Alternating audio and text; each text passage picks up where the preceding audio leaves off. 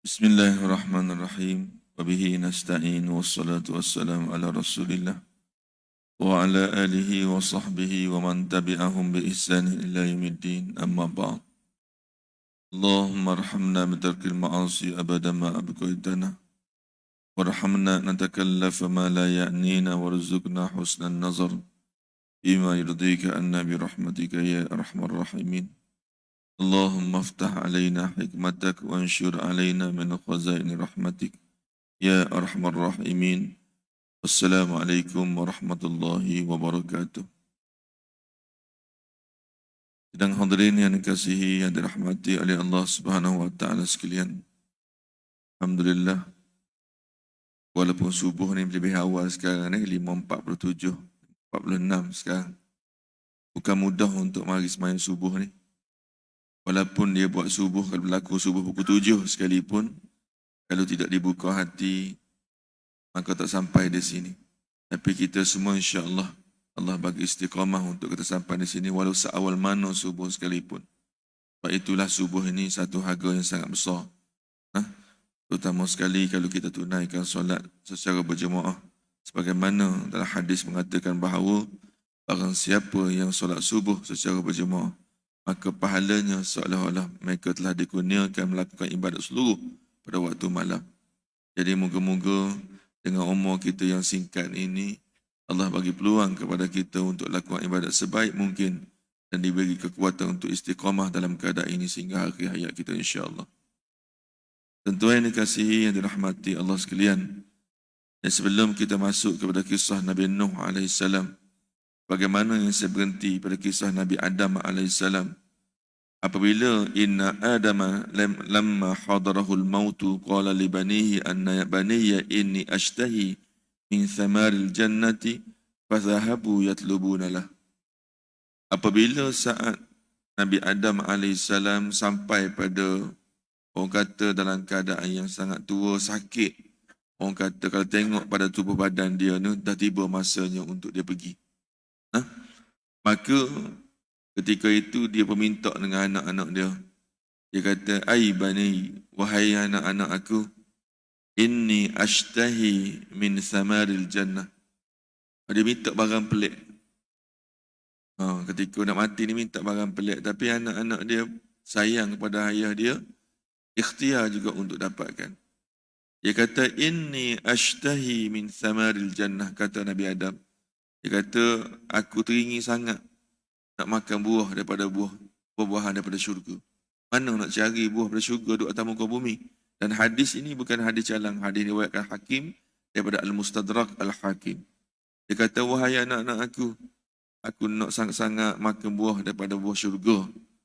Maka anak dia saling berpaling di antara satu sama lain. Nak cari kat mana? Tapi tak apa.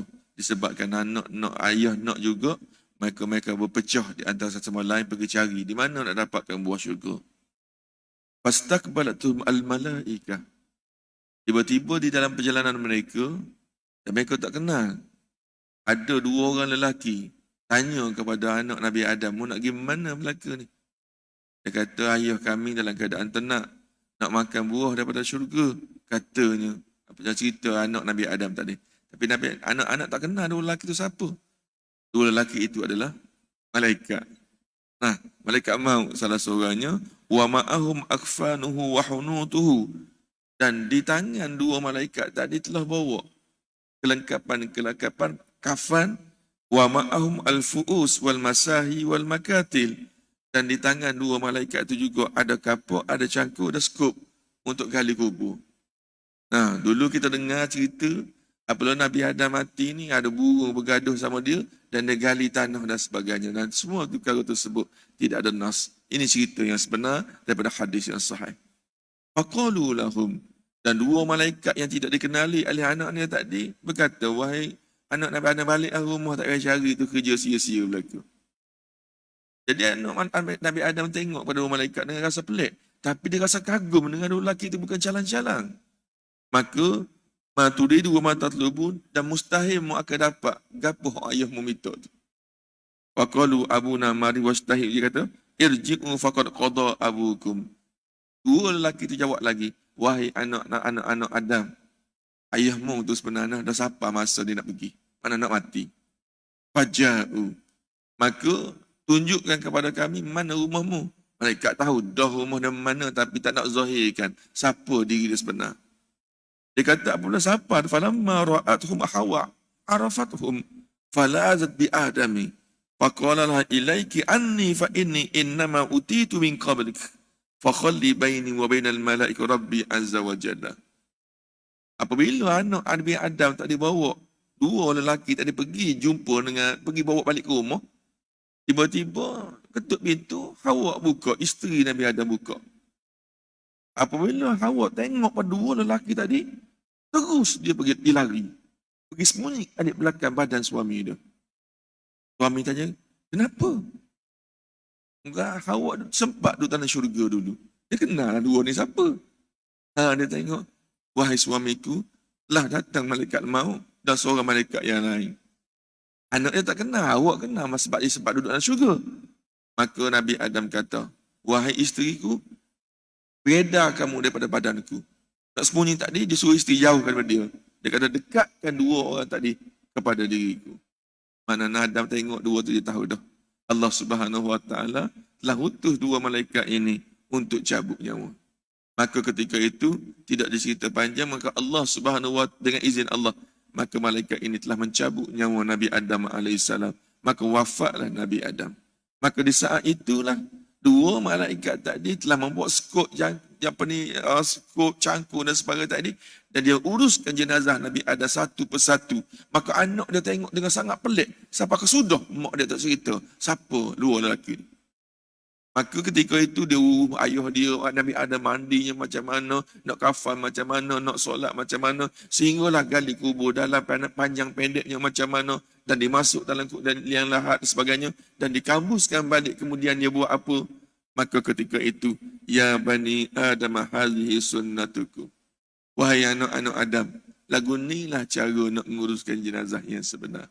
Maka hilang dua lelaki itu dengan begitu saja. Barulah tahu dua lelaki itu sebenarnya adalah malaikat yang diutuskan oleh Allah Subhanahu Wa Taala.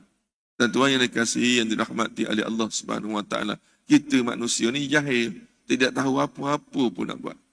Melainkan dengan izin Allah Subhanahu Wa Taala, Allah ajarkan kepada kita dengan kehidupan kita bagaimana yang kita ajar, bagaimana Allah Subhanahu Wa Taala mana ajar kepada Nabi Adam alaihissalam satu persatu ketika awalnya dijadikan oleh Allah Subhanahu Wa Taala di atas muka bumi. Bahkan Allah cabar pada malaikat. Dia kata, wahai malaikat, Adam ni lebih banyak tahu daripada mu sendiri.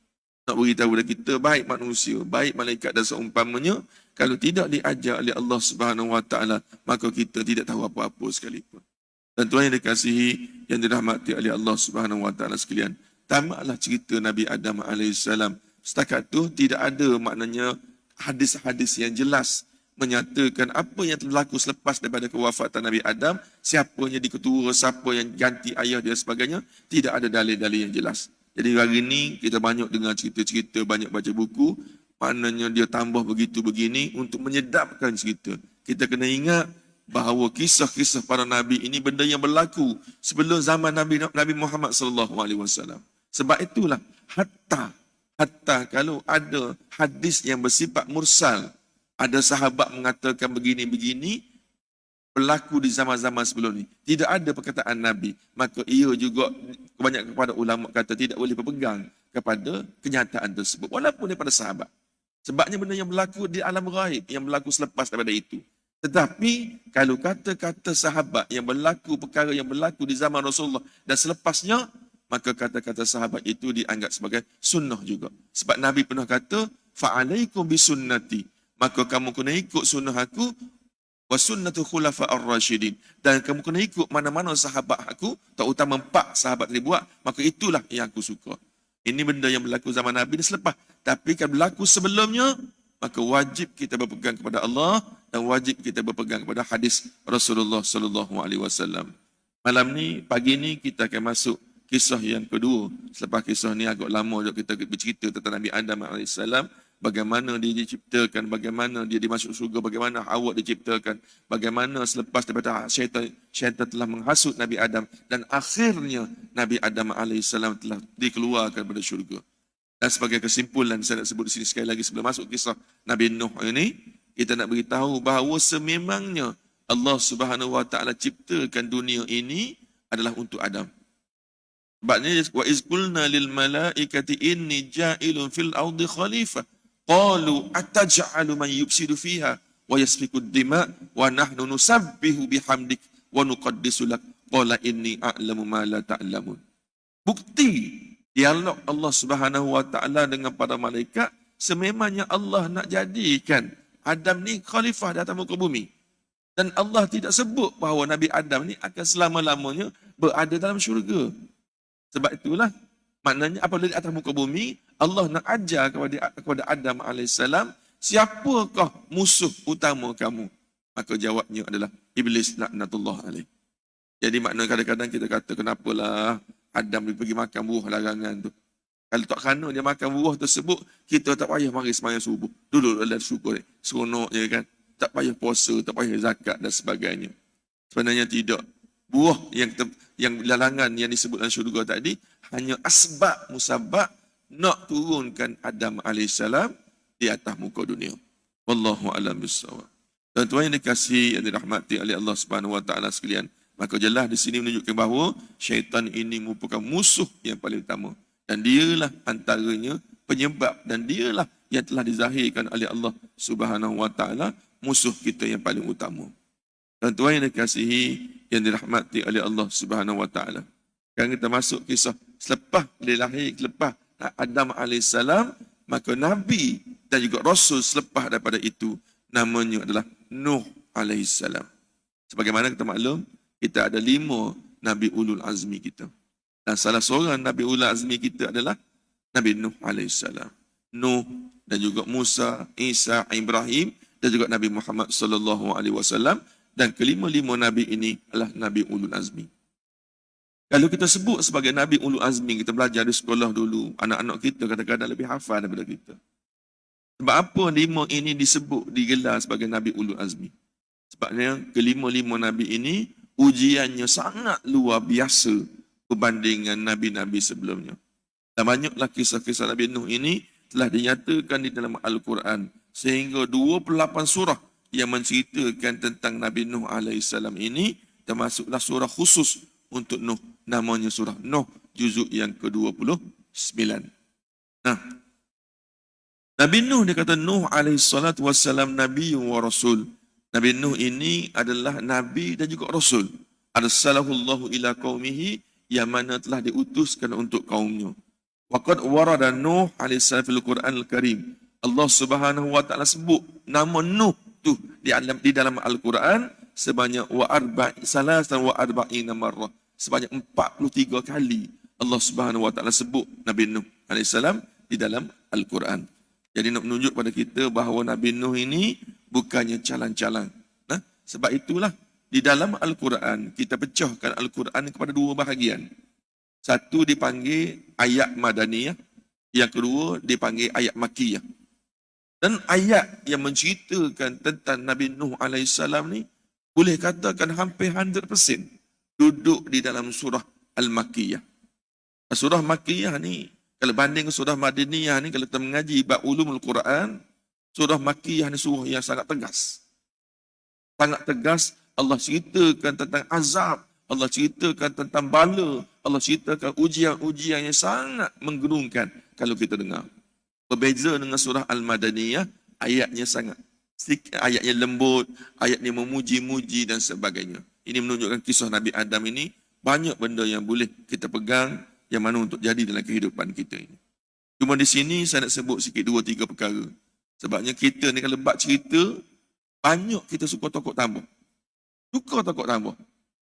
Nah, saya ingat masa saya pergi kursus untuk untuk sah jawatan masa dululah, dekat 20 tahun lepas. Bagaimana fasilitator kita ni ajar kita tengok gambar. Kita sampai kepada orang yang berikutnya sehingga orang ke-10, dia lukis balik apa yang orang sebelum dia cerita. Kitanya mudah je. Maknanya tengok seorang lelaki melihat sebuah pulau. Itu je. Dan ada pokok-pokok di sekelilingnya. Maka saya tengok gambar tadi, pergi cerita pada nombor 2, 3, 4, 5, sampai ke 10, apa yang berlaku? Orang yang ke-10 tu melukis seorang lelaki melihat seekor ular. Daripada pulau bertukar kepada ular.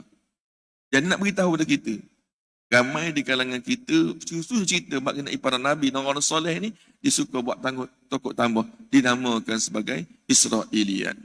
Israiliyat ni maksudnya sebab di zaman Rasulullah dulu ada ahli-ahli kitab yang masuk Islam, yang mana mereka ni berpegang pada kitab Taurat dan Injil, dan akhirnya apabila mereka masuk Islam tu, mereka terbawa-bawa membawa kisah-kisah yang dinyatakan dalam Taurat dan juga Injil, dan kita berpegang pada mereka sedangkan kita ada Al-Quran sebagai asas pegangan kita. Ba'athallahu Nuhan alaihi salatu wassalam nabiyyan wa rasulah ila qaumihi wa kana Nuh ba'da Adam alaihi salam. Sebagaimana kita tahu bahawa nabi dan rasul ini terpecah dua bahagian. Satu, mereka adalah nabi, yang kedua mereka adalah nabi dan juga rasul. Dan para ulama mengatakan Adam AS seorang nabi. Sebab mana dia hanya diturun di atas muka bumi ini untuk mengajar anak-anak dia. Sedangkan Nuh AS ini, dia bukan setakat nabi, bahkan dia juga seorang rasul. Kita maklum bahawa faman ma'lum anna Adam abal bashar wal awal ba'athallahu ila auladi fa'allamu dinan wa ja'at ajyal ba'dahu alal iman wat tauhid thumma tara'a alaihim syarq wal kufr ba'da dhalik.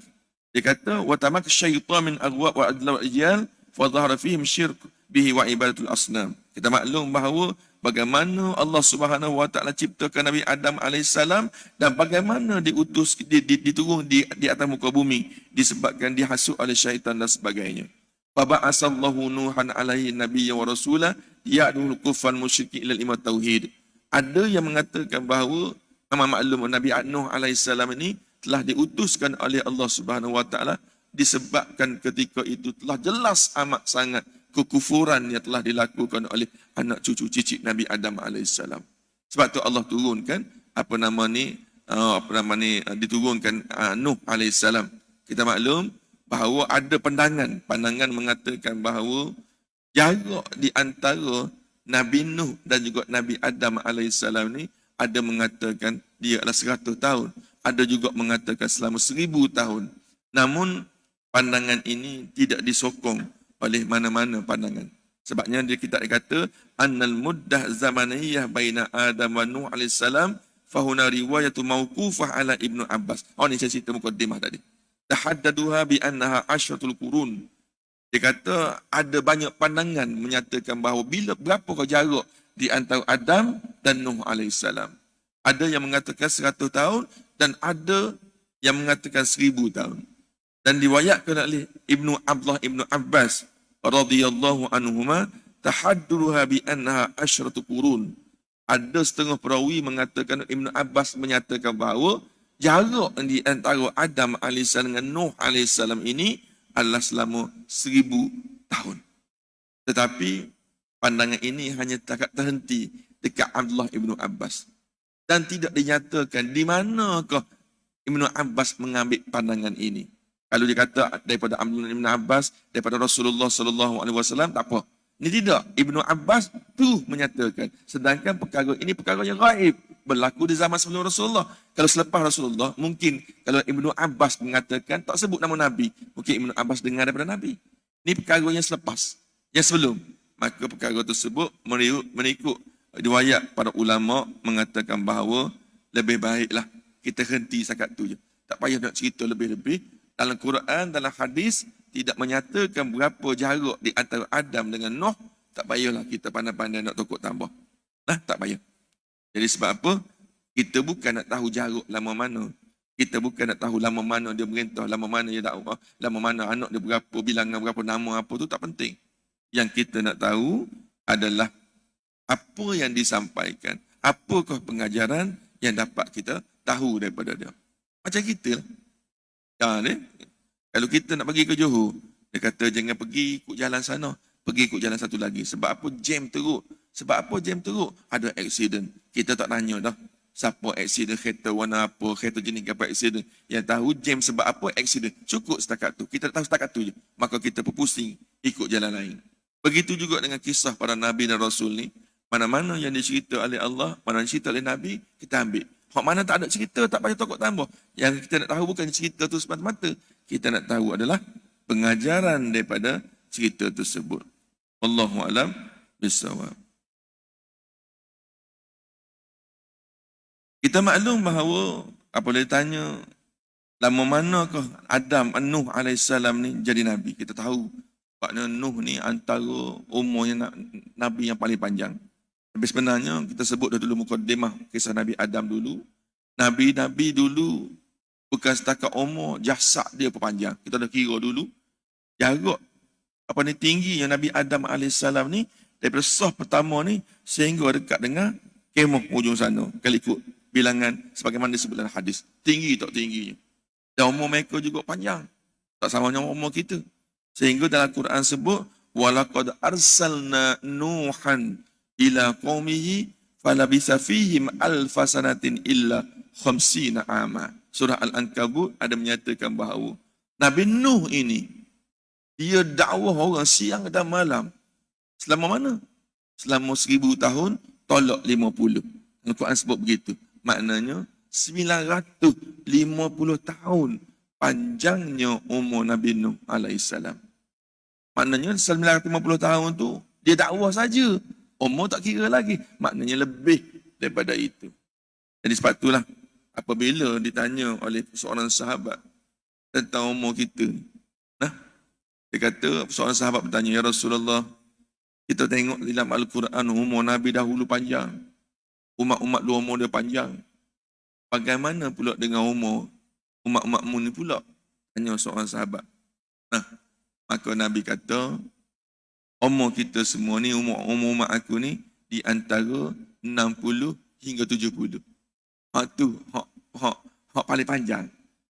Gharib, Nabi kata, kurang, jarang, ataupun sangat kurang orang yang hidup lebih daripada umur itu.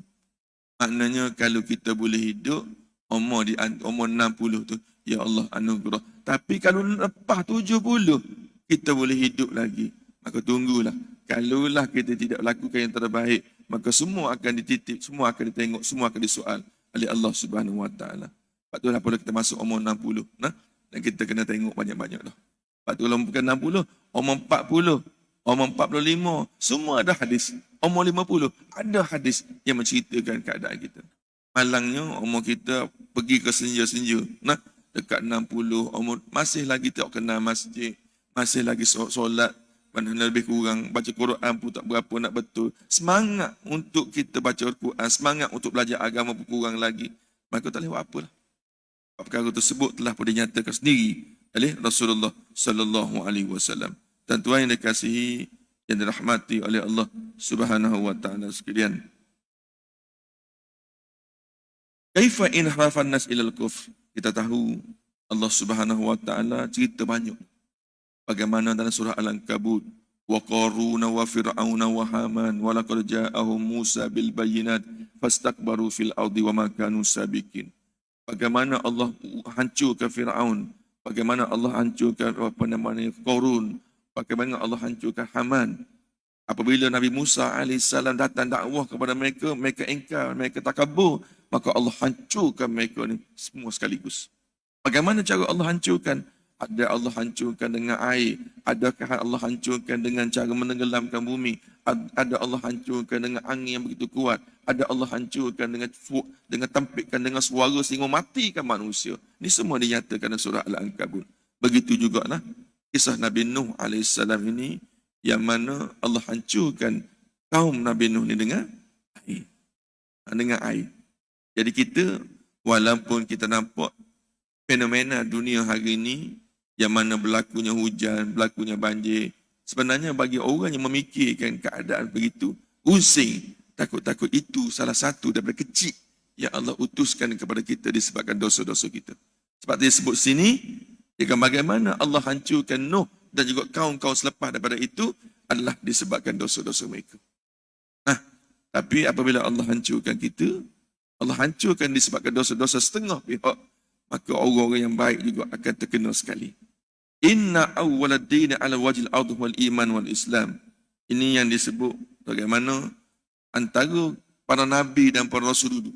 baik Adam ke sehingga Nabi Muhammad sallallahu alaihi wasallam mereka membawa misi tiga perkara. Tiga perkara. So, sama je.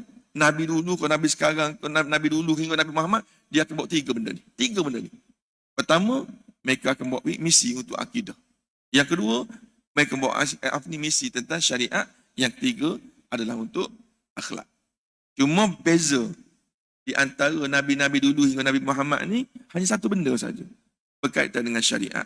Dua benda ni, berkaitan dengan akhlak, berkaitan dengan akidah, sama saja di antara satu sama lain. Yang mana bangkitnya Nabi-Nabi dulu, semua menceritakan tentang tauhid dan menceritakan tentang wujudnya hari pembalasan ini. Nah, jadi maknanya nak beritahu, tujuan matlamat Allah utuskan Nabi Nuh alaihissalam pun juga adalah matlamat yang sama.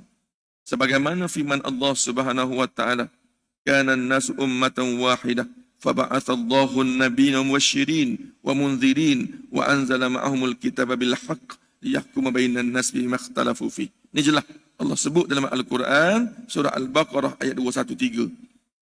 Kana an-nas ummatan wahidah. Manusia ni sebenarnya satu golongan yang satu. Faba'athallahu an-nabiyyin, Allah hantarkan kepada mereka para nabi dan juga para rasul, mubasysyirin wa mundzirin, untuk membawa berita-berita yang baik tentang adanya syurga, adanya pahala, adanya nikmat dan sebagainya. Wa mundzirin. Tapi dalam waktu yang sama, mereka juga membawa ugutan-ugutan, adanya neraka, adanya azab kubur, adanya mizan dan seumpamanya. Wa anzala ma'ahumul kitaba bil haqq. Mereka tidak turun saja-saja. Allah utuskan kepada mereka mashaf-mashaf. Allah utuskan kepada mereka kitab-kitab untuk ceritakan tentang kebenaran fi makhtalafu fi, tentang apa yang kamu perselisihkan. Makna di sini nak beritahu kepada kita para nabi ni, dia tidak diutuskan melainkan untuk menyelesaikan masalah-masalah manusia. Sebab itulah kita cerita depan nanti bagaimana ejekan-ejekan yang telah maknanya kaum Nabi Nuh AS sendiri beri kepada Nabi Nuh. Nanti kita cerita depan nanti. Dalam hadis Muslim, anna Rasulullah sallallahu alaihi wasallam zata yaumin fi khutbatihi, ala inna rabbi amarani an a'allimukum ma jahiltum mimma 'allamni. Di dalam ketika Nabi sedang berkhutbah, maka Nabi sebut satu hadis, dia kata, ala inna rabbi amarani. Tidak Allah utuskan aku di atas muka dunia ini oleh Tuhanku, melainkan Allah memerintahkan kepadaku an wa'allimukum ma jahiltum, untuk mengajar kepada kamu apa yang kamu tidak ketahui, mimma 'allamni, dengan daripada apa yang Allah ajar kepada aku. Dua benda kita nak sebut sini. Nabi diutuskan di atas muka dunia ni kepada kita untuk ajar kepada kita benda-benda yang kita tak reti. Nah, mimma 'allamni, dan apa yang aku sampaikan kepada kamu ni juga diajar oleh Allah Subhanahu wa taala. Maknanya Nabi juga tak tahu benda gaib. Nabi juga tak tahu tentang azab kubur. Nabi juga tak tahu syurga dan neraka. Melainkan apa yang telah diajarkan oleh Allah kepada para Nabi dan para Rasul, termasuklah Nabi Nuh alaihissalam. Falamma ja'a Nuhun alaihissalam ila qaumihi. Baru start masuk cerita dia. Tadi intro dia. Apabila Nabi Nuh alaihissalam datang diutuskan kepada kaumnya, wajadahum ya'buduna asnaman wa awsana. Ketika itu kaum dia ni tidak lagi menyembah Allah Subhanahu wa taala. Sebaliknya mereka ni menyembah patung-patung berhala, tokong-tokong dan sebagainya. Ya'tabirunaha aliyah, dan mereka menganggap bahawa tokong-tokong itu, batu-batu berhala itu sebagai Tuhan mereka. Fanahahum an ibadatiha wa amarahum bitauhidillahi ta'ala. Barulah Nabi Nuh AS ni meneguh perbuatan tersebut. Tak sepatutnya sembah makhluk yang orang buat. Lepas tu sembah mereka balik dan minta tolong kepada mereka. Waktu tu membuat, sembah mereka, minta tolong dengan mereka. Tak sepatutnya, kata Nabi Nuh. Wa amarahum bitauhidillahi ta'ala. Sepatutnya sembahlah Allah Subhanahu wa taala dan tauhidlah Allah Subhanahu wa taala. Itu antara kata-kata Nabi Nuh yang diberitahu kepada kaumnya. Tuan-tuan yang dikasihi sekalian. Sebab apa Nabi Muhammad kita ni menjadi penghulu pada para nabi?